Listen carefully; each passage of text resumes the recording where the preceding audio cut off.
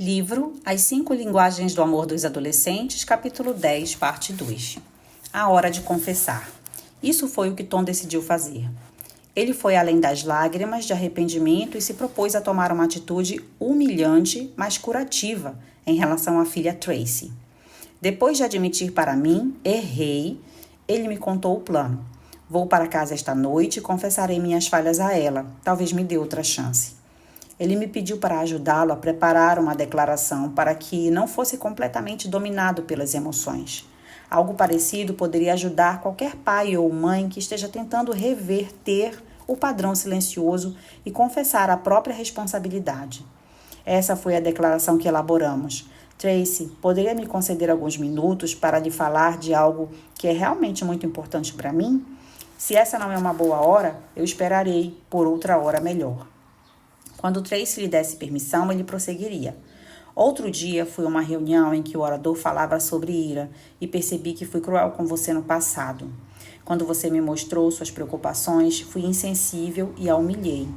Lembro-me especificamente das vezes em que chamei de idiota, que precisava crescer e não deveria ser tão sensível. Percebo agora que fui muito imaturo.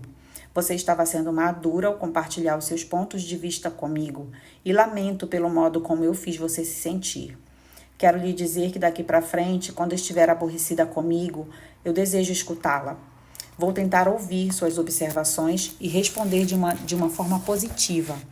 Sei que às vezes você tem se indisposto comigo e estou certo de que isso acontecerá novamente no futuro. Mas se me disser porque está aflita, eu vou tentar escutar. Tentarei respeitar seus sentimentos enquanto lidamos com o assunto, tudo bem? Disse a Tom que a filha poderia não expressar nenhuma resposta verbal para esse discurso. Aconselhei-o a não pressioná-la para falar naquele momento, mas pedi que adotasse uma expressão usando a primeira linguagem do amor da menina. O passo dado por ele naquela noite foi o primeiro para restaurar a possibilidade de a filha compartilhar a razão da ira dela. Quando os adolescentes notam que é seguro revelar o motivo da ira para os pais, eles o farão. Mas quando se sentem ameaçados, intimidados, desprezados, envergonhados ou maltratados, muitos escolherão o caminho da retirada silenciosa. O objetivo dos pais de um adolescente silencioso é criar uma atmosfera emocional em que ele se sinta livre para falar da ira. Quando começar a procurar o diálogo novamente, devem enfrentar a difícil tarefa de ouvi-los, como vimos anteriormente, afirmando que a ira deles é válida.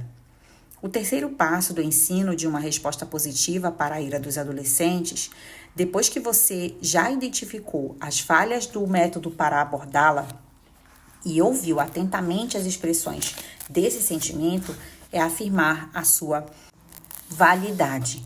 Posso ouvir alguns pais pensando, espere um momento, eu geralmente não acredito que a ira do meu filho adolescente seja válida.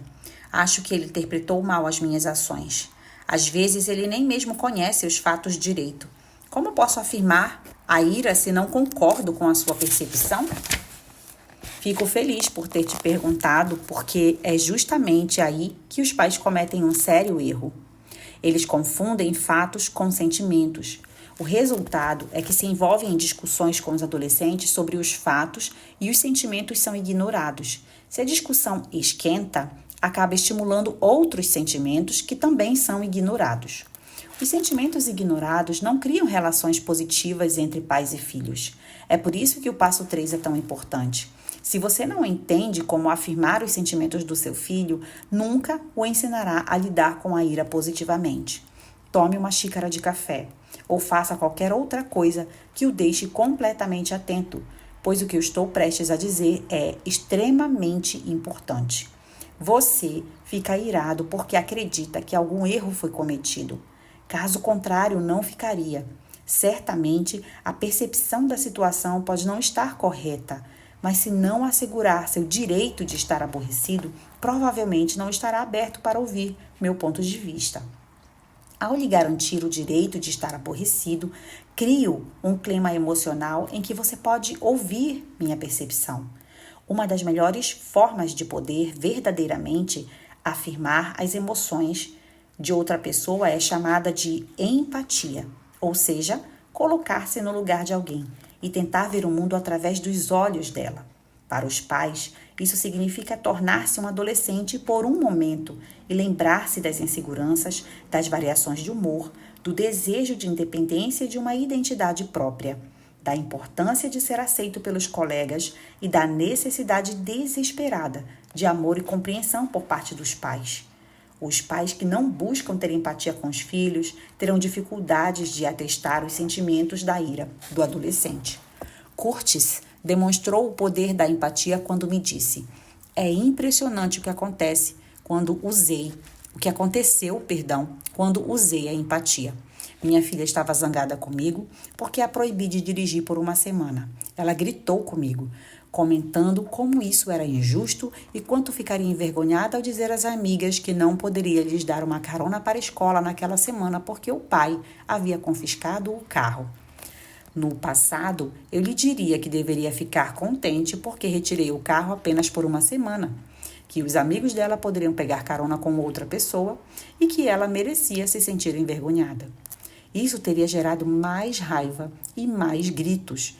Eu diria algumas outras coisas, sairia do quarto e a deixaria chorando. Isso aconteceu mais vezes do que gostaria de admitir. Mas, após ter ouvido a sua palestra sobre empatia, coloquei-me no lugar dela e lembrei como era difícil perder a permissão para dirigir por uma semana. Não tinha meu próprio carro, mas me recordo de uma vez quando meu pai confiscou a minha habilitação por 2 semanas e não me deixou dirigir o carro da família. Lembro-me de ter ficado muito envergonhado. É incrível como pude entender as emoções dela quando tentei me colocar no seu lugar.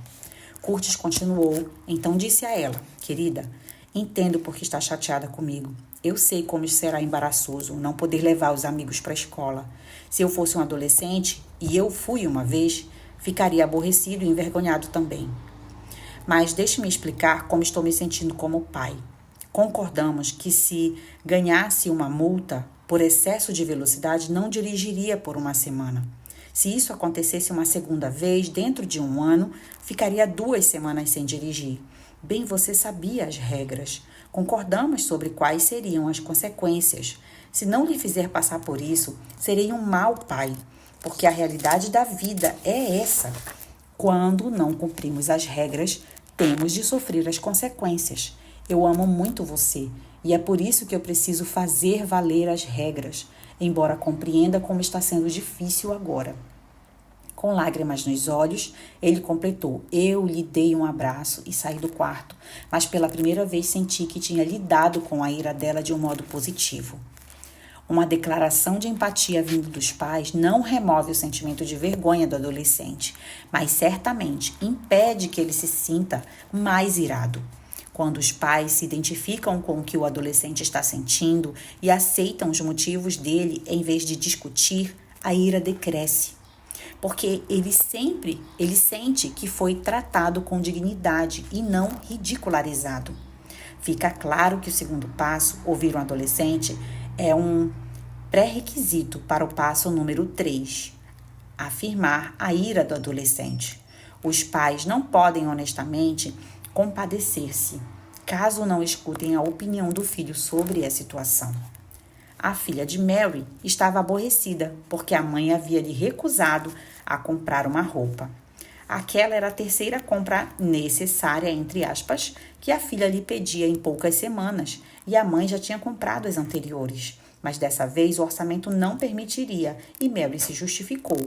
Quando Nicole despejou sua indignação, acusando a mãe de não amá-la, em vez de usar o seu modelo normal de retaliação, Mary ouviu em silêncio. Pegou o papel e escreveu o que a filha dizia. Depois simplesmente disse: "Acho que entendo e posso ver o porquê de você estar tão aborrecida comigo. Se estivesse no seu lugar, provavelmente estaria aborrecida com a minha mãe também." Essa frase não poderia ser dita se Mary não tivesse primeiro escutado os motivos de Nicole. Ouvir cria uma possibilidade de empatia, explicando sua perspectiva e buscando uma solução. Quando o adolescente foi ouvido e recebeu uma declaração de empatia sobre a ira e outros sentimentos, você pode dar o passo final no processo da ira. Explique sua perspectiva e busque soluções. Agora, e apenas agora, Os pais estão prontos para partilhar perspectiva pessoal com o adolescente. Se fizerem isso antes de dar os 3 passos iniciais, o resultado poderá ser uma grande discussão que provavelmente terminará em palavras severas e ríspidas, das quais os pais se arrependerão mais tarde.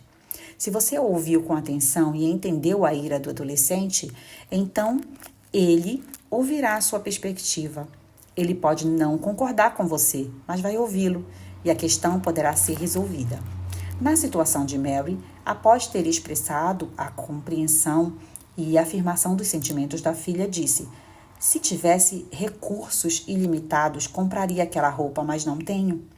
O fato é que nas últimas 2 semanas comprei outras 2 que você também queria. Há sempre um limite para aquilo que podemos comprar e nós chegamos no nosso. Nicole pode não ter ficado feliz com a decisão da mãe, mas pode ainda resolver ficar aborrecida. Mas no futuro sabe que Mary está com razão. Pelo fato de a mãe ter ouvido com atenção e entendido os sentimentos, a jovem não ficará pelos cantos guardando a amargura, mas suponha que Mary estivesse explodido dizendo: não vou lhe comprar outra roupa, já comprei 2 na semana passada, chega. Você acha que deve ter tudo o que deseja? Não sei como pode ser tão egoísta. Esqueceu que as outras pessoas da família precisam de roupas também? Nicole teria se sentido rejeitada com uma resposta como essa, e é quase certo que guardaria rancor em relação à mãe. Até o próximo áudio.